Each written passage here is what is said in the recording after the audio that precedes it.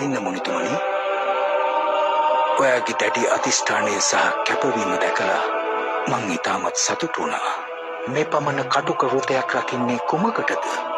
ඔබ මීට පෙරත් විශ්වයේ ඇති සප්ත ඥානය මගෙන් ලබාගෙන තිබෙනවා මුනිතුමනි. මහා බ්‍රහ්මයාණනි, මගේ කටුක වෘතය අවසන් වන්නේ ඔබේ අටවෙනි ඥානය ලබා ගත්තාට පසුවයි. එතකම් මම මේ ධානය වඩනවා.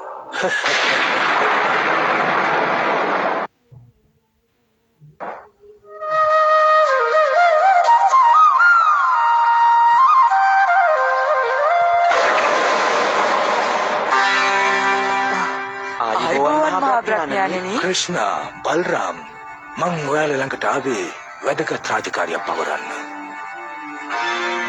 එක ඍෂිවරයෙක්ගේ අධිෂ්ඨානය කැපවීම දැකලා මං සතුටු වුණා.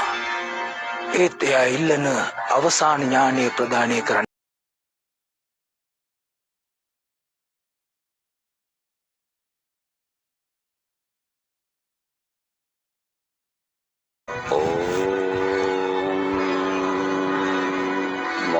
බ්‍රහ්මයාට නමස්කාර වේවා.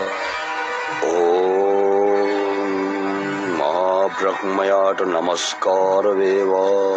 මේ ඍෂිවරයාට මහා තවත් වරමක් ලබා දෙයි වගේ. මට හිතෙන්නේ මෙයාගේ දැහැන බිලින්න අපිට වෙනත් ක්‍රමයක් හොයාගන්න වෙයි වගේ. නමස්කාර. ඕම් මහා බ්‍රහ්මයාට නමස්කාර වේවා.